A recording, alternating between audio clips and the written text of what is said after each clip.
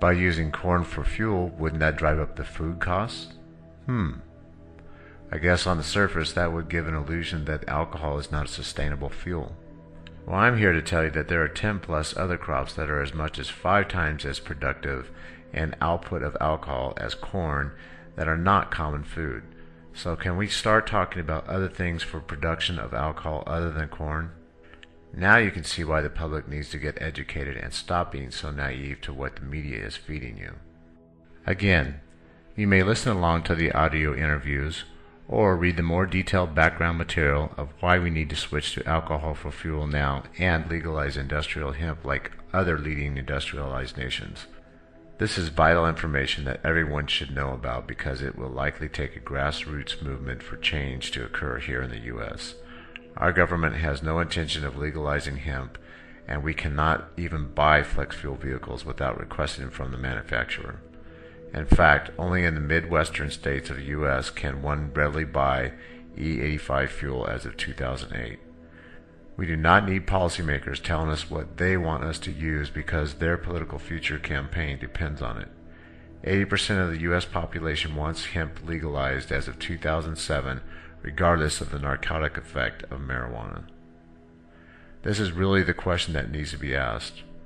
Why does the alcohol, tobacco, textile, petrochemical, and pharmaceutical companies get to decide whether the public wants to use hemp legally?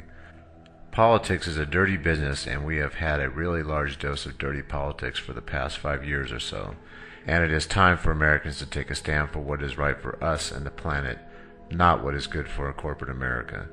Creating our own U.S. sustainable, non-polluting economy is the only conscious solution that makes sense today and any future worth living in. Don't ask for it. Demand it. This is an interview with David Bloom by KPTV. David Bloom is an author of an astounding book called Alcohol Can Be a Gas. Hello, I'm Fox 12's Wayne Garcia. Welcome to this KPTV.com web interview. Today we're going to be talking about alternative fuels with a man who's kind of described as an inventor, a researcher, and now an author. He's just written a book called Alcohol Can Be a Gas, and David Bloom joins me today.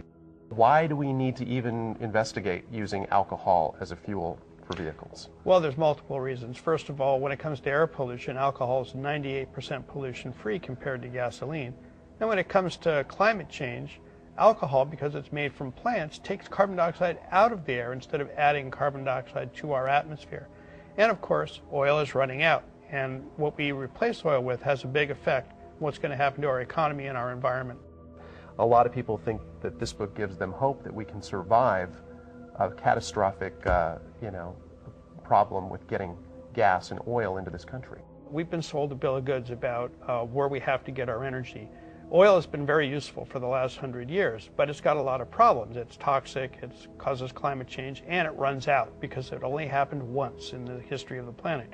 But alcohol is made from solar energy, and we have more than enough land to produce what we need, and we can produce it forever, and it's inexpensive.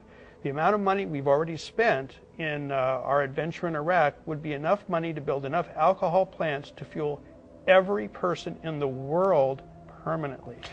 You know, one of the great things about alcohol is it's very decentralized. It's made from solar energy. Plants take carbon dioxide, water, and sunlight and make the starches and sugars we make into alcohol. So until the oil companies can control the sun, we're actually okay in terms of alcohol being controlled, because any farmer can produce the fuel, sell it to a neighborhood station that people set up themselves, like we're currently doing in Santa Cruz, and cut the oil companies completely out of the system. People in the olden days, when there weren't gas stations every 50 miles, would go out in the country and there would actually be farmers that would be selling fuel. Is that right?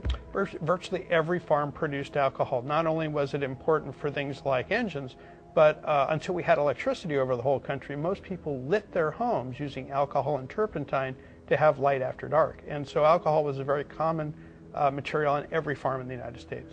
I don't like to use the word waste because, you know, for me, anything that might be considered waste is really just a surplus we have to find a purpose for. Okay. And in alcohol, everything that comes out of the process is edible and non-toxic. So when we make alcohol from corn, for instance, we only use the starch.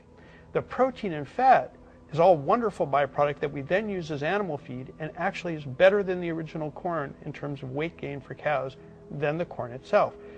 corn, the starch in corn really is kind of indigestible by animals. So the byproducts actually are worth more than the alcohol. The alcohol is very inexpensive compared to some of the great stuff we get out of the byproducts. Haven't we heard that we can't grow enough corn to make enough alcohol to make a dent in the amount of fuel that we use as Americans? Can you only make alcohol out of corn, or how do you address that? Well, alcohol can be made out of many things, and corn is actually a fairly mediocre energy crop. We're using it today because we have a big surplus of corn. But if we start looking at alcohol as the main event versus animal feed, which is what corn's grown for, many crops produce many times the yield per acre of corn, and we have far more land than we need to produce not only all the alcohol for our vehicles, but even could replace a lot of what we use to generate electricity. Brazil imports no oil whatsoever, and they are the 5th biggest country in the world, so this is not some small example. And the way they did that was to replace most of their transportation fuel with alcohol that they make from sugarcane on less than 2% of their agricultural land.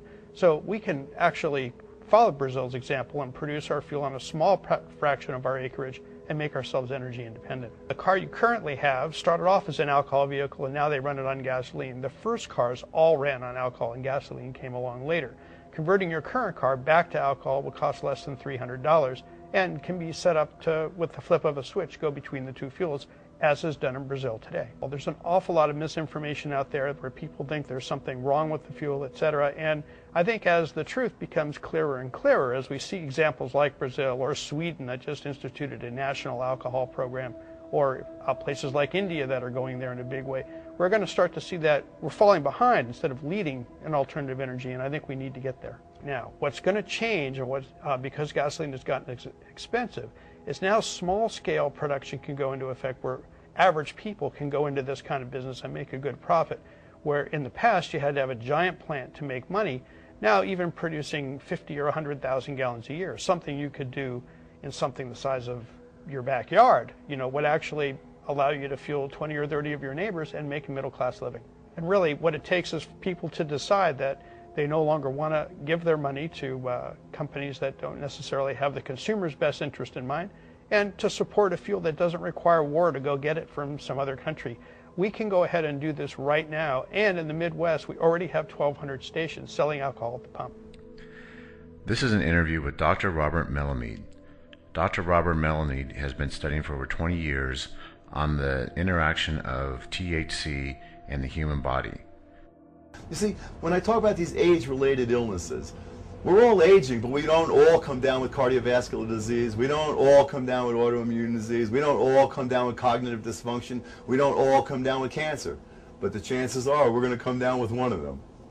All right? And here we have this one drug that's able to help us holistically with our biochemistry to restore balance. Cannabinoids kill cancer cells in many cases.